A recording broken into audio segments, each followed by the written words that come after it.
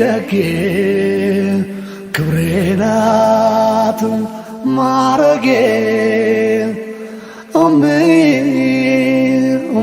ሽታ አንቺ ያላህ ስጦታ። አሰላሙ አለይኩም ወራህመቱላሂ ወበረካቱ። ድና የተከበራችሁ ከዚህ ቤተሰቦች ሰላም ብያለሁ። አህባቢ በያላችሁበት የዓለም ዳርቻ ሰላማችሁ ብዙ ትትርፍ ይበልልኝ እያልኩ ኢንሻአላህ ዛሬ ደግሞ ስለ መልካምነት ነው። መልካምነት ምን ጥቅም አለው? መልካም መዋል ምን ጉዳት አለው? በሚል ርዕስ ይዤ መጥቻለሁ። ኢንሻአላህ ለምታበረታቱ በሙሉ ከልብ ነው የማመሰግነው። ጀዛኩሙላሁ ኸይራን።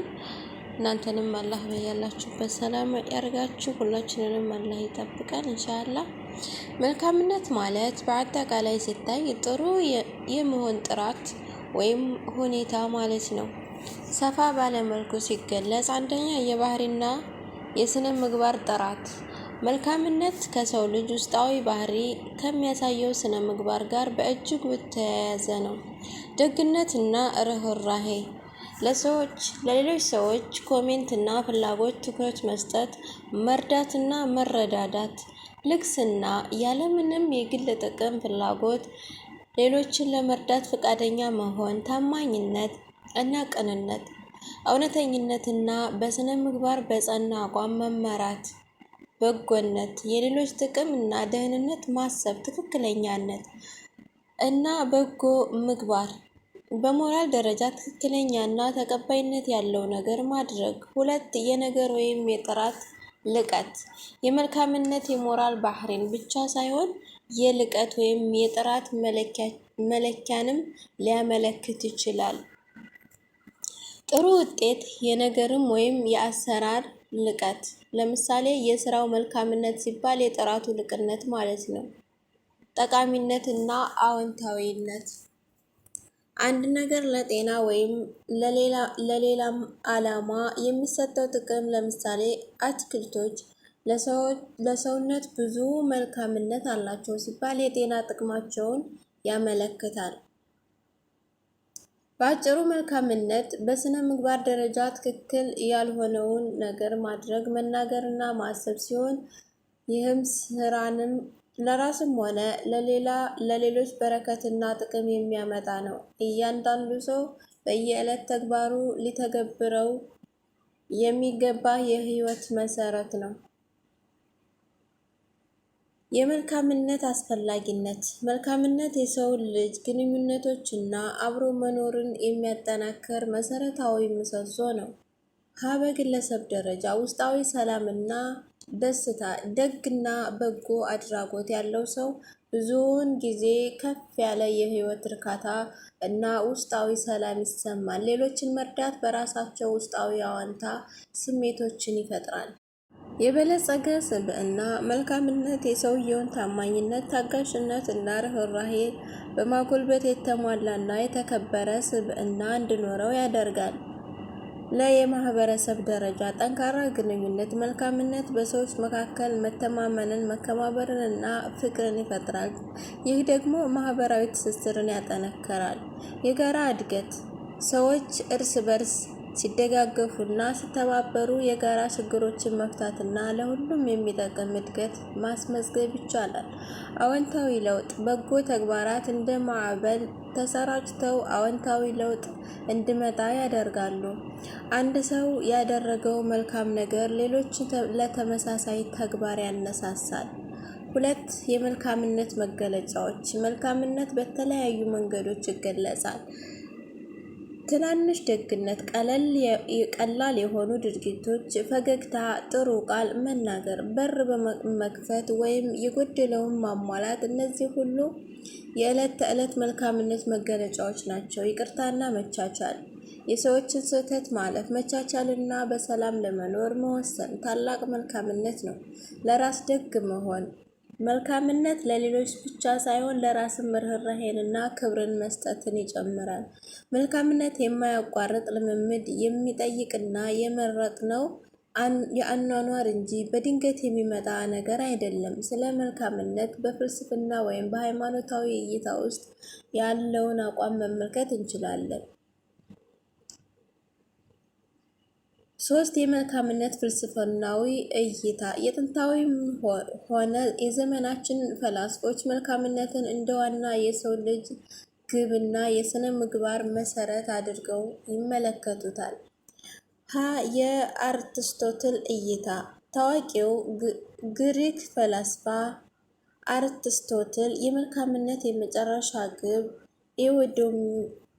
ኤዎዶሚያ ሲሆን ትርጉሙም ማንበብ ወይም ጥሩ ሕይወት መኖር ማለት ነው ተብሎ ያምን ነበር። መልካምነት ማለት ሰው በፈጠረው የተሰጠውን ምክንያታዊነት በአግባቡ ተጠቅሞ በመካከለኛ መንገድ ወይም መጓዝ ማለት ነው።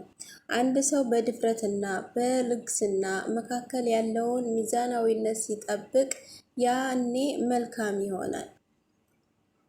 ለካንትና የሥነ ምግባር ግዴታ ፈላስፋው ኢማኑኤል ካንት ደግሞ መልካምነት የሚመነጨው ከግዴታ እንደሆነ ይከራከራል። መልካም ፍቃድ የሁሉም መልካምነት ምንጭ ነው። ድርጊቱ መልካም የሚሆነውን ውጤት ሳይሆን ድርጊቱ በራሱ ትክክለኛ በሆነ መርህ ላይ ሲመሰረት ነው። መልካም ድርጊት መፈጸም ያለብን ስለሚጠቅመን ሳይሆን ትክክለኛ ስለሆነ ብቻ ነው።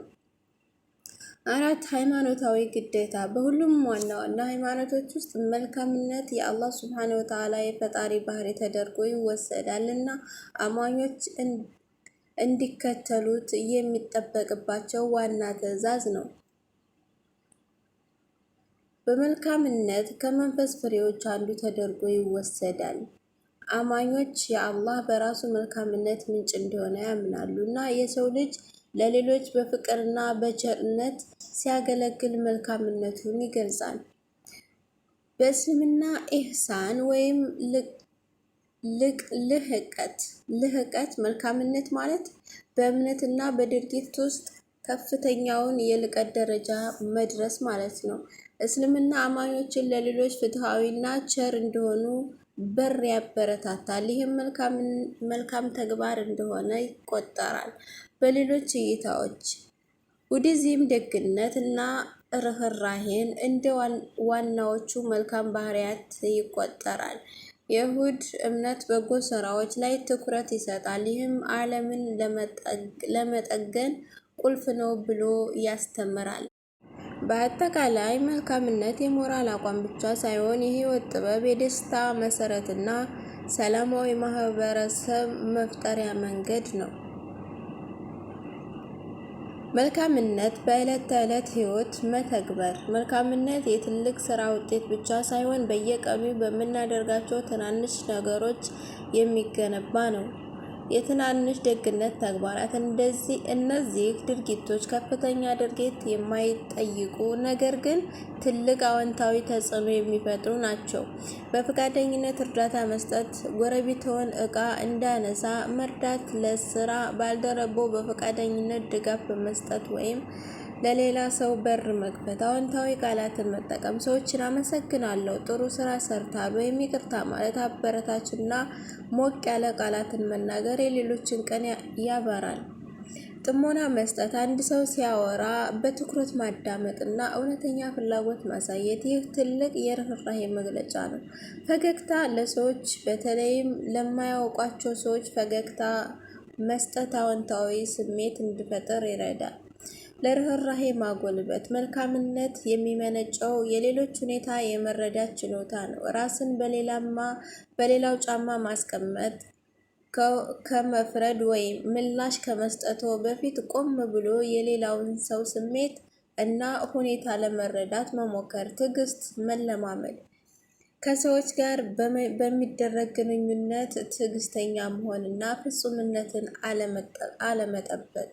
ይቅር ማለትና መተው መልካምነትን ያለፈውን አሉታዊ ነገር ላለመያዝ መወሰንንም ይጨምራል። የበቀል ስሜት ማስወገድ